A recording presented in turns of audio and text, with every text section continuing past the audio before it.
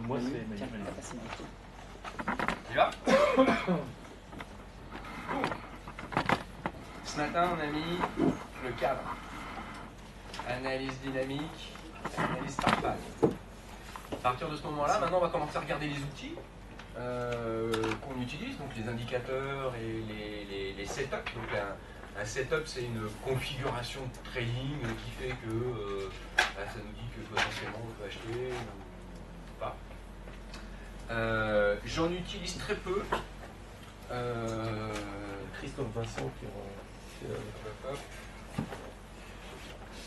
J'en utilise très peu. Il y a un système que j'appelle le système MACD qu'on va voir. Alors là, qui peut servir à pas mal de choses, peut servir à faire du suivi de tendance, peut servir à faire du contre, il sert aussi à faire du squeeze, donc il est assez enfin, il y a pas mal de setups, il y a quelques setups qu'on peut faire avec le système MACD. On verra demain, j'ai un système de suivi de tendance uniquement, un truc qu'on appelle un système que j'ai appelé le système de puissance relative, qui est super simple à utiliser. Le plus détaillé, le plus, pas complexe, mais là où il y a le plus de choses à voir, c'est sur le système MACD. Et après, il y a des petits outils, un petit indicateur de cycle qui s'appelle le CEDUR, très très simple. Et puis un petit indicateur de volume, et puis voilà. Donc on va voir ça tranquillement. Alors là par contre c'est le gros morceau, c'est le système MACD, on va le voir cet après-midi. Et je sais pas si on verra dans quel état on est. Si on fait un petit peu de pratique cet après-midi dessus et une deuxième partie demain, ou on va voir comment on avance. Donc voilà, système MACD. Alors, est-ce que tout le monde connaît la MACD ou pas? Quelqu'un ne connaît pas ou pas bien? Alors on va faire un peu la MACD. La MACD, ça fait partie. Alors il y a plusieurs types d'indicateurs. Hein. Dans les bibliothèques d'analyse technique, il y a les indicateurs de tendance. On en fait partie les MACD. Il y a aussi par exemple des trucs très simples mais qui peuvent très bien marcher. Enfin, ça dépend comment on les utilise, ça dépend des moyennes mobiles. Hein. Vous avez un système qui s'appelle le DMI, qui est aussi un système avec la DX, etc. Quelqu'un connaisse peut-être, qui est un système de suivi de tendance. Ça, c'est les tendances. Vous avez des oscillateurs de ce qu'on appelle de momentum, c'est-à-dire qui vous donnent le momentum, la puissance du marché et la façon dont avance le marché. Donc tout ça, c'est tous les stochastiques, beaucoup de la famille des stochs. Qu'est-ce qu'il y a d'autre dans les momentum? Vous avez l'indicateur de momentum lui-même. Après, vous avez les indicateurs de surachat-survente. Les indicateurs de surachat-survente, ils vous donnent simplement des zones de surachat ou de survente sur les prix.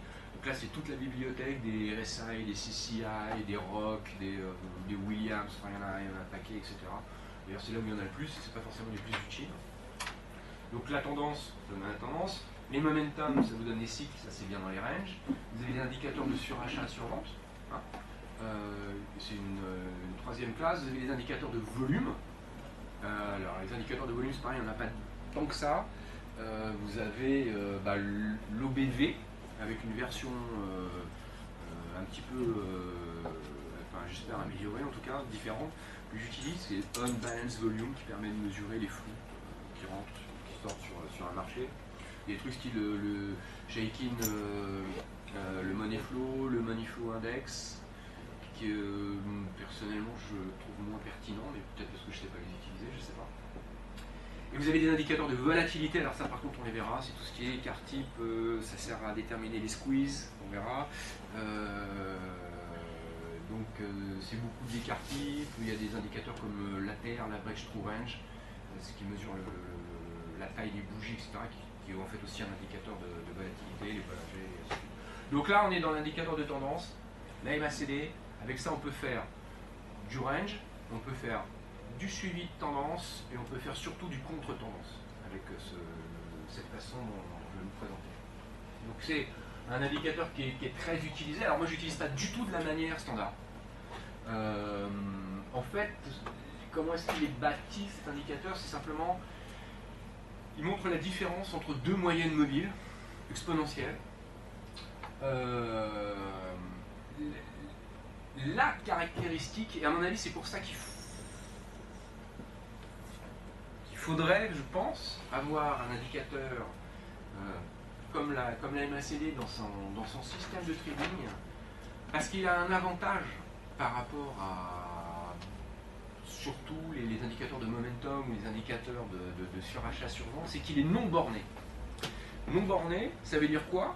Ça veut dire que simplement une MACD, une vague de MACD, par exemple, tant que les prix montent, là vous allez voir que la vague monte. Okay, un RSI, selon le réglage, si vous êtes en tendance, très vite il va saturer parce qu'il est borné, il ne peut pas monter au-dessus de 70, 80. Il est tout de suite capé, il n'est pas adapté à suivre les tendances. La MACD, quel que soit votre marché, elle va vous décomposer les mouvements du marché sans être capé, sans être encadré par des zones, des limites hautes ou des limites basses. Pour moi, ça c'est très important parce que ça permet, quand on prend une vague, de visualiser sur le graphique la vague tant que la MACD est en mouvement. Donc ces deux moyennes mobiles, habituellement, à les calculer sur 26 et 12. Moi je la calcule sur 9 et 19. Alors, regarde. Un petit peu plus rapide, je vous expliquerai en 2 mots pourquoi. Alors, pour ceux qui connaissent la MACD, tout le monde sait qu'il est très dangereux de trader avec une MACD parce que c'est un indicateur qui peut avoir un petit peu de retard et qui se comporte, quand on fait un backtest sur des MACD standards, qui se comporte pas très bien. Alors juste, on va pas faire ça, hein. Je vais juste vous montrer. Ça c'est la version 70 de Monsieur Apple, celui qui a créé la MACD. Donc grosso modo, il y a 2 types de signaux. C'est quand la MACD croise à la hausse ou à la baisse la ligne de 0. C'est-à-dire si on est en dessous, ça veut dire c'est baissier, si on est au-dessus, ça veut dire c'est haussier. Et puis vous avez les signaux de retournement par rapport à une petite ligne motivée qui est une ligne de signal, etc. Là j'ai pris, je sais pas quoi, le Nasdaq en journalier. Vous voyez que si on prend la MACD dans sa version standard, on est mais cuit raidement. Ça ne marche pas. C'est un indicateur de tendance certes, mais comme il a un petit peu de retard et qu'on le prend brut de fonderie, ça marche pas. Donc moi je suis pas là pour vous expliquer ce qui marche pas, je suis plutôt là pour essayer de vous expliquer ce qui marche, enfin ce que je pense marche. Donc je reprends, pareil, ouais, le Nasdaq. Vous voyez que j'ai tracé une MACD, alors elle est un petit peu bidouillée. Alors pourquoi, comment, après. Alors moi j'utilise, alors le concept de cette chose-là, c'est pas des dépassements de la valeur de 0, est-ce qu'on est au-dessus, est-ce qu'on est en dessous, est-ce qu'on est en tendance, est-ce qu'on est pas en tendance. La façon dont il faut voir la MACD, c'est qu'elle vous montre des vagues d'impulsion. Okay, des impulsions sur les cours. Et à partir de là, je vais utiliser la MACD avec des principes graphiques, qui va être de tracer des axes de support, de résistance, okay, alors des doubles tops, des doubles bottoms et des figures super classiques, hein, graphiques, mais appliquées aux vagues d'impulsion. En disant que le marché, bon, les prix peuvent décrire certains mouvements, mais qui ne sont pas nécessairement synchrones. Vous voyez que le marché, là, par exemple, il est en mouvement haussier. Là, effectivement, on est en phase 3 haussière, bol 100, avec une succession de phase 3 sur les bols 20. Quand vous regardez la façon dont sont faites les MACD, par exemple, double top, c'est une résistance. Okay, là, on a une divergence. C'est la ligne bleue. Divergence baissière. On parlera des divergences pour ceux qui ne les utilisent pas. Avec encore ici une ligne de résistance. Ça, c'est un point de short. Okay. On a des niveaux de double bottom, c'est des niveaux de support. C'est-à-dire que, en fait, le marché, selon la façon dont il bouge, c'est-à-dire la façon dont il est nerveux, enfin plus ou moins nerveux ou plus ou moins volatile, il va créer des vagues d'impulsion, et ces vagues d'impulsion, elles vont avoir une certaine force. Okay. Il ne faut pas regarder les prix, il faut regarder la MACD. Et là, on vous dit que par exemple, dans le marché qui est un marché haussier sur les prix, vous voyez que quand il y a des retracements, les retracements ils peuvent descendre jusqu'à une certaine zone. Et ça, ce sont des zones maximales atteintes par les vagues. Et à partir de là, on fait des petites études graphiques. Okay, c'est très simple, hein, on tire de droite, des tendances, etc. On va regarder quels sont les niveaux travaillés. Des fois, ces niveaux sont en divergence, comme ici. Okay, donc tout ça, ce seront des points potentiel d'achat. Okay, quand on va retomber sur ces axes, on va retomber sur un axe tracé peut-être par une vue de l'esprit qu'on va acheter cet axe. Toujours pareil, là on est au journalier, on sait que quand on arrive ici, on va se poser la question de savoir ce que fait une unité de temps, 1 heure ou une unité de temps, 2 heures. Et si elle-même met une divergence sur un axe qu'on va appeler des axes de propagation, ça va être des signaux d'entrée, de positionnement intéressants. Vous voyez, donc je vous ai montré la même chose, c'est la même chose que le graphe d'avant. Alors, deux choses, il y a beaucoup moins de signaux, okay, mais ils sont juste beaucoup plus fiables. Ouais. Ça, c'est la méthode standard, donc c'est le même graphe, hein, journalier Nasdaq. Si on prend dans les bouquins d'analyse technique, et ça, voilà, c'est la MACD telle que je la traite, telle que je vais vous l'expliquer. Donc, ok, je vais passer très rapidement sur le paramétrage, puisque de toute façon il va être dans votre système.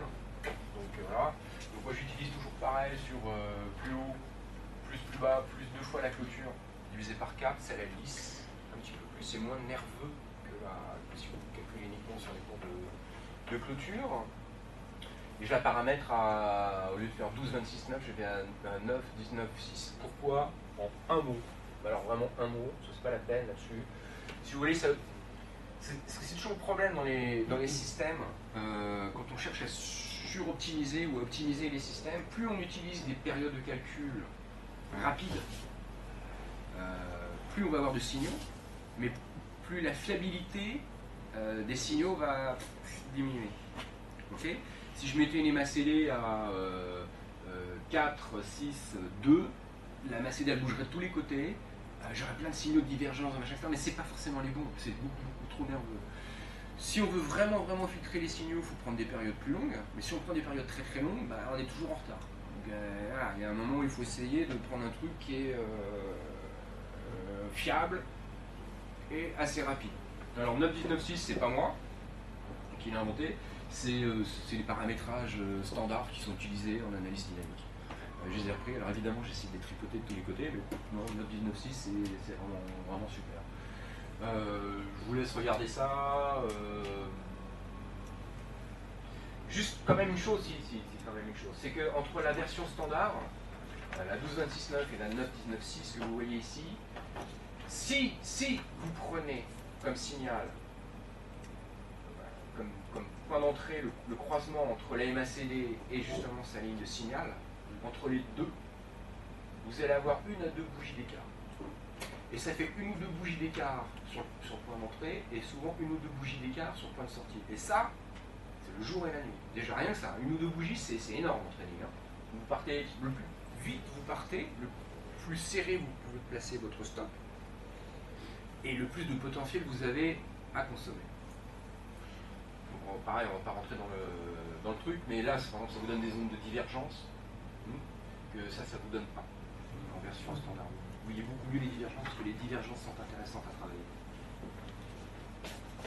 Donc ça, je vais très vite là-dessus.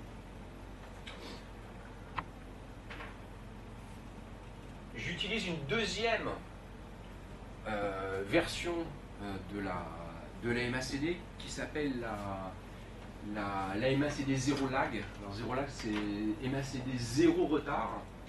Si vous voulez, au niveau de la construction de l'indicateur, c'est tout ça, c'est une MACD standard, mais la standard elle est calculée sur des moyennes exponentielles.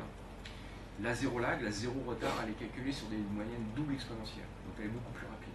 Beaucoup plus rapide, mais plus dangereuse. Alors je vais vous l'expliquer très rapidement. Il faut savoir que je ne l'utilise pas en tant que tel.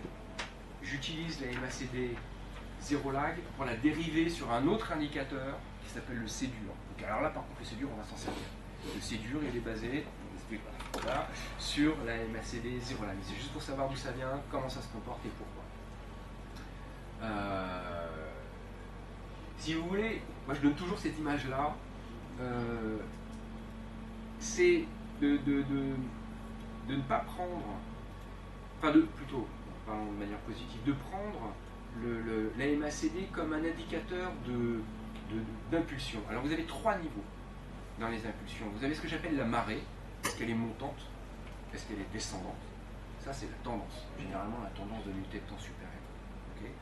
À partir de cette marée, on va dire qu'on est une marée montante, vous allez vous apercevoir très simplement que quand vous êtes effectivement en dynamique haussière, les vagues d'impulsion haussière vont aller beaucoup plus loin. C'est-à-dire que les prix vont aller chercher beaucoup plus loin. Est-ce que j'ai pas un exemple?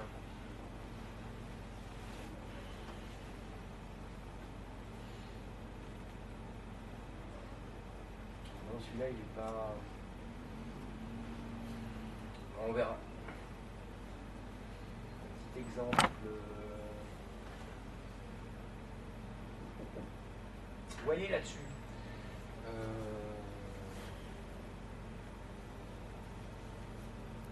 J'essaie de trouver le meilleur possible. On va montrer. C'est le retracement. Vous voyez là, sur ce petit retournement, par ici, on ne voit pas forcément très bien l'écran. On a un petit croisement, une petite impulsion baissière. On a une vague baissière. Mais comme on se situe dans une tendance haussière, cette vague baissière, elle n'a pas d'impact sur les prix. Très peu. Et vous voyez que derrière, on a un petit retournement haussier, mais comme on est en tendance haussière, par contre les prix, ils partent. Vous voyez? Donc c'est ce que je veux dire, quand on est dans une tendance, quand la marée est haussière, les vagues de retracement baissière vont être très limitées. Par contre, les vagues de retournement haussière vont porter, c'est comme dans la marée, hein, quand la marée monte, les vagues sur la plage vont beaucoup plus loin. Il y a effectivement des vagues, des consolidations, des vagues qui viennent en sens inverse de la marée, mais les vagues à surfer, celles qui vont porter le plus loin, donc ceux qui vont emmener le plus de dynamique sur les prix, ça va être les vagues qui sont dans le sens de la marée. Donc on a la tendance, qui est la marée, à partir de là on a des vagues, et alors rien qu'à voir l'amplitude des vagues, on peut déjà savoir quelle est la tendance. Si vous avez des vagues baissières sur la MACD et que les prix ne retracent pas, c'est super important ça. C'est que nous sommes en tendance haussière. Si vous avez des petits retournements haussiers de la MACD et que les prix partent fort, vous savez que vous êtes en tendance haussière, qu'il y a une dynamique haussière. Ça, on va l'utiliser avec le cédure après. C'est un indicateur qui permet justement avec les cycles de se situer dans de savoir est-ce que le mouvement est sain, il n'est pas sain. Si on est en tendance haussière et que les retournements haussiers poussent fort, ok, c'est sain. À partir du moment où vous voyez qu'il y a des retournements haussiers dans une tendance haussière, mais que les prix poussent plus, ou se mettent à pousser de moins en moins fort, c'est que la tendance, elle s'essouffle. C'est juste un truc visuel, mais ça permet de vachement bien sentir le marché. Donc la marée, c'est la tendance, il y a les vagues, et pour moi la MACD zéro lag, donc qui est très rapide, c'est le clapot. C'est-à-dire que pareil, il y a des vibrations, des vagues, des petites consos, des petites accélérations, etc. Et ça, ces données, on peut arriver à le décrypter via la MACD 0 lag. Je ne vais pas m'étendre dessus, parce que je l'ai modifié pour en faire un indicateur de cycle, qui est basé dessus, qui s'appelle le cédure. Alors par contre, le cédure, on va le bosser à fond, parce qu'il fait partie du système. C'était juste pour vous donner le panorama de la MACD. Et donc, en fonction de la force de la marée, on voit que les vagues haussières ou les vagues baissières ont souvent une certaine force pour atteindre certains niveaux. Donc après, ça bloque. Ça, c'est juste en fonction de la façon dont le marché bouge, de sa volatilité, de sa dynamique. La marée, les vagues et le clapot, dans la même unité de temps, on regarde. Où on regarde la marée plutôt sur l'unité de temps supérieure. Sur toutes les unités de temps. Moi, en fait, je peux vous faire du trading live, qui on pourrait se marrer, ce soir, sur le Forex ou n'importe quoi. Je veux même pas voir les prix. On prend 3 unités de temps et on s'amuse juste avec des MACD. Et d'ailleurs, tiens, c'est un exercice qu'on fait. Enfin, moi, je vous le ferai je vous montrerai comment le faire. Et puis après, c'est super important de s'entraîner. On enlève les prix, ok, et on prend juste des MACD. Et on va repérer les configurations qui sont super simples. Hein. C'est des petits axes, c'est du graphisme de base. Hein. Et on va mettre où sont les points d'achat ou de vente potentiels. Et après, on regarde où sont les prix. Qu'est-ce qu'on fait les prix? Et on voit si c'est valable ou pas valable. On vous donnerait n'importe quelle action. Ou, la dernière fois, on avait fait ça sur le blé. Je ne connaissais pas du tout le blé. C'est juste un peu blé. Et on va voir que juste comme ça, déjà, on arrive à voir quels sont les points d'entrée potentiels à travailler et quelles sont les configurations à repérer sur la MACD. Et c'est assez étonnant. Ok. Vous m'arrêtez, hein, si...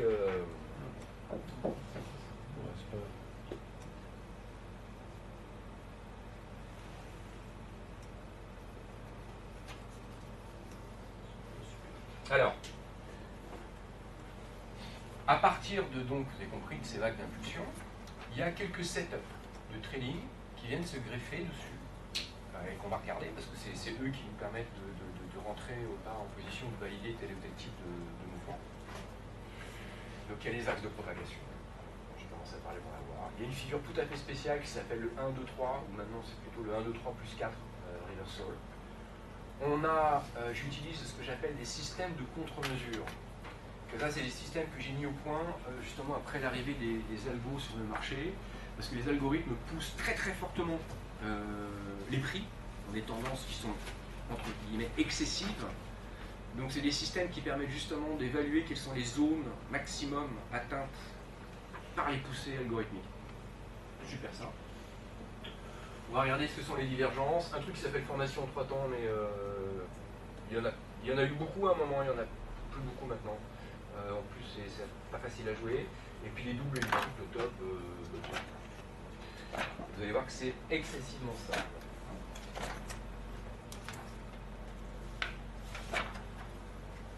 Alors, un axe de propagation. Alors, un axe de propagation. Vous voulez pas que je mette un peu de clim? Non? Non. Ça va?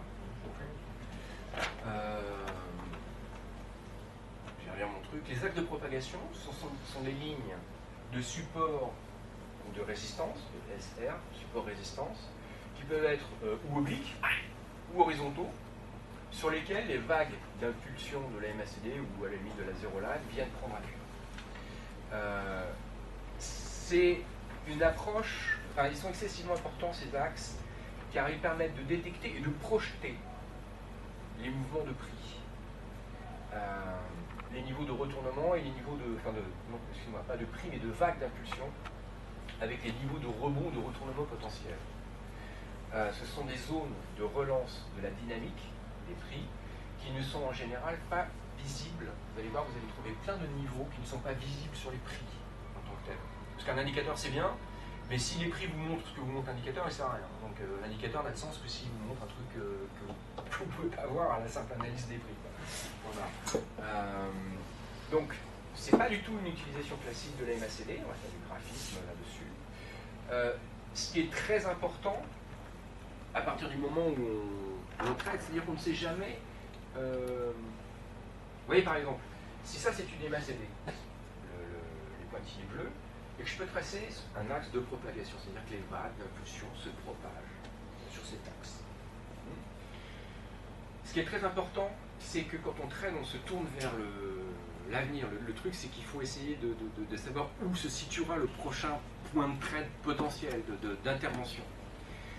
De façon très simple, dès qu'on a repéré effectivement, comme sur les prix, une espèce de support, on va tracer une droite, qui peut être une droite hypothétique, elle est peut-être valable à un instant T, elle ne sera peut-être pas à l'instant T plus 2, mais tout ce qu'on sait, en projetant cette barre, cet axe de propagation, c'est que quand la MACD, ou si la MACD revient dessus et donne un signal de renversement, et ben on continuera dans la dynamique du mouvement précédent.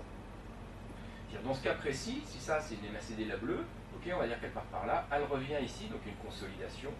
Si elle se retourne dans la zone de mon axe, mon support, simplement, qu'elle arrive, je vais tout de suite passer sur une unité de temps inférieure, voir si j'ai pas un axe de propagation ou quelque chose équivalent qui se retourne, et s'il se retourne, toujours avec la même technique, je vais prendre position rapidement, mettre un stop très près, autant que mon unité de temps inférieure booste dans le sens de mon trade.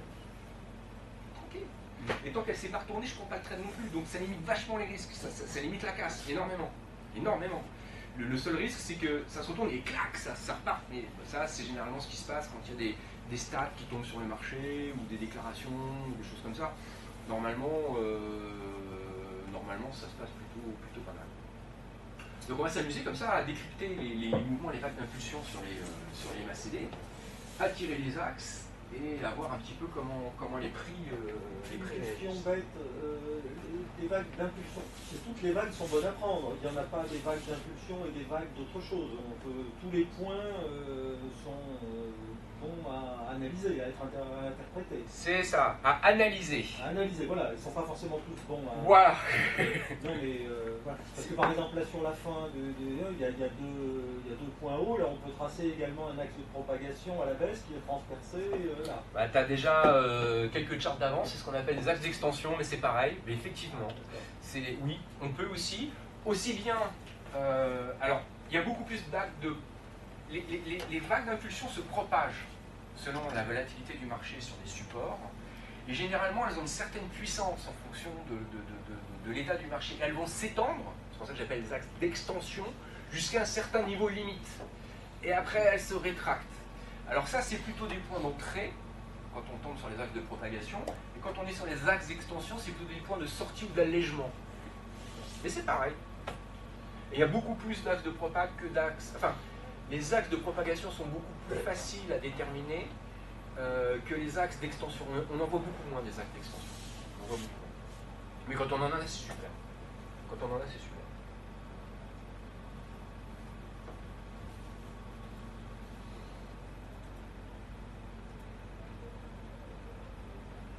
Ok? Alors, à partir de ce moment-là, donc vous allez voir, on va tracer des axes qui peuvent être obliques. On peut revenir juste au graphique d'avant, c'est encore une question. On peut avoir des axes de propagation qui soient à la baisse aussi. Bien sûr. Hein, on est d'accord. Bien sûr. La même, voilà, celui-ci est à la hausse, mais on peut avoir le même qui capte les... Ça serait l'exemple. Oui, tout à fait, excuse-moi, tu as raison. Ce que je montrais était dans le cas d'une tendance haussière, mais si c'est une tendance baissière, on aura un axe de propagation baissier. Et lui, il arrivera par-dessus la MACD. Hein, il sera à l'opposé. Tout à fait. Donc on a à partir de là des axes qui sont tout à fait spéciaux, qui sont des axes en divergence. Tout le monde connaît les divergences, ou est-ce que vous voulez que je fasse un petit point sur les divergences? Peut-être un petit point sur les divergences. Hein.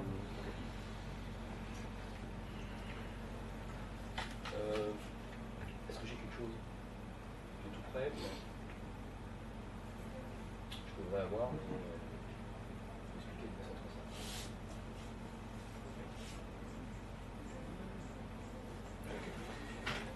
Alors, de façon simple, une divergence.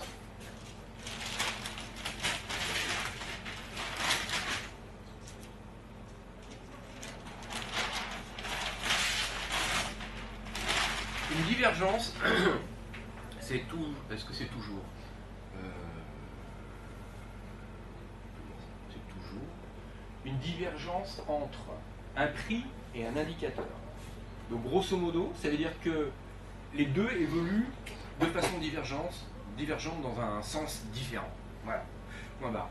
Alors, si vous avez... J'ai pas un truc vert. Non, c'est pas grave. Vous avez les prix... Alors, je dessine très mal, hein, mais... les prix qui évoluent comme ça. Et vous allez par exemple avoir votre MACD, votre stochastique, ou enfin un indicateur de volume aussi, c'est possible, qui va évoluer comme ça. Ben, il y en a un qui est à la baisse. Et l'autre qui est à la hausse. Ça diverge. Une divergence...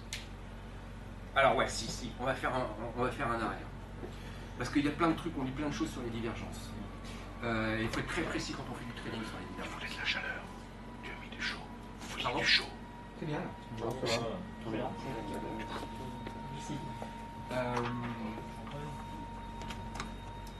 Une divergence, ça montre, en fait, quand vous avez une divergence d'un indicateur par rapport à un prix, ça montre une faiblesse potentielle du mouvement sur les prix. Ok, il faut le prendre comme tel.